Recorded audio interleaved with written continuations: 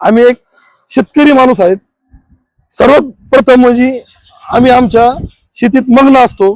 दुसरी गोष्ट, ती जागा जी स्मशानभूमी आहे ते आमचा त्याचा लांब लांबपर्यंत संबंध नाही, शेजारी कोणी नाही, म्हणून भरपाईसाठी आम्हाला गुंतवण्यात त्यांनी हा खोटा आरोप केलेला आहे. अशोक बाप्पू कराळे, मी राहणार बाराबाबळीचा रहिवासी. ही स्मशानभूमी शेजारी हा हेमॅक्स आहे स्मशानभूमीचा. दिनांक 29 तारखेला वार सोमवार या दिवशी इथे पाऊस झाला. पावसाने ह्या इथं खूप पाऊस झाला. पाणी इथं साचलं होतं या खड्ड्यामध्ये. पाणी साचल्याने या खांबाची परिस्थिती अशी आहे, त्या खांबाच्या हेमॅक्सचा जो खांब आहे याची परिस्थिती अशी आहे का या वायरी पूर्ण एक खारुताईने वगैरे कशाने तरी करंडलेल्या आहेत. त्या वायरी करंडल्याने पूर्ण या जागेत खाली पाण्यात करंट उतरला आणि करंट उतरून त्याच्या म्हशी निलेश आहेर गवळी हा भिंगारचा रहिवासी असून त्यांनी इथं 2 गुंठे काही जागा घेतलेली आहे. तिथं तो ते म्हशी घेऊन इथं दुधाचा व्यवसाय करतो. तर तो दुधाचा व्यवसाय करत असताना त्यांनी म्हशी चरायला सोडून देतो. तो हमेशा मोकळ्या म्हशी सोडून देतो. त्याच्या म्हशी चरत येत असताना इथं चरत आल्या आणि इथं पाणी साचलेलं असताना या पोलाला, हेमॅक्सच्या पोलाला करंट उतरून त्याच्या म्हशी मृत्यू पावल्या. तर त्यांनी आपल्या बरोबर काय केलं का, हे शेजारी राहणारे अशोक बाप्पू कराळे, योगेश बाप्पू कराळे, ही आमची वस्ती शेजारची, ह्या वस्तीवर आम्ही राहतो. ह्या वस्तीवर राहत असताना त्यांनी काय केलं, मग तुमचाच इथं आकडा आहे, त्याच्यामुळे तुमचा इथं करंट उतरला असा माझ्यावरती भिंगार कॅम्प ठिकाणी एक गुन्हा दाखल केला. गुन्हा दाखल करण्यात त्यांनी उल्लेख केला का, तिथं असा उल्लेख केला की याच्यावरती हे इथून आकडा देतो म्हणून माझ्या म्हशी मेल्या. हे सर्व कुठे, ही सत्य परिस्थिती आहे. इथं ह्या ठिकाणी करंट उतरला, हे सर्व जळलेलं आहे याच्या आतमध्ये. हे हेमॅक्सचा पूर्ण करंट खाली उतरून त्याच्या म्हशी इथं मेलेले आहे. आणि तो काय करू राहिला, म्हणजे आम्हाला गुंतवण्यासाठी, आमच्याकडून पैसे वसूल करण्यासाठी अनेक गोष्टी तयार करू राहिला.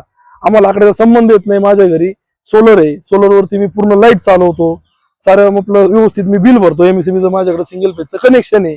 पण त्याचं म्हणणं काय येतं का, तुम्ही इथून आकडा घेऊन करंट नेता, कारण इथं आकड्याचा संबंधही नाहीये आणि हा कुठला काही एलटी खांब नाहीये, हा कुठला काय डीपी नाहीये, ही कुठली काही इथं आकडा टाकायची जागा नाही.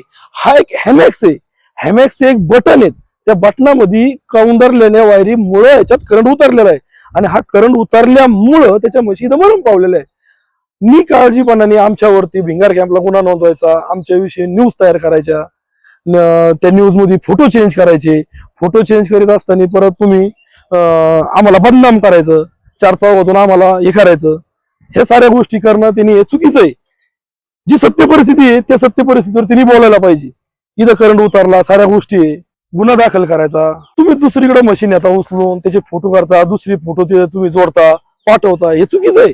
एक न्यूज वाल्यांना दुसरे फोटो दाखवता, त्या फोटोने हे करता तुम्ही. ही सत्य परिस्थिती माझ्याकडे पूर्ण हे आहे. याची व्हिडिओ शूटिंग रेकॉर्डिंग आहे. तुझ्या म्हशी कशा आले, तुझे माणसं कसे आले, हे तू पहिल्या परिस्थितीत बघ आणि मग तू हे कर.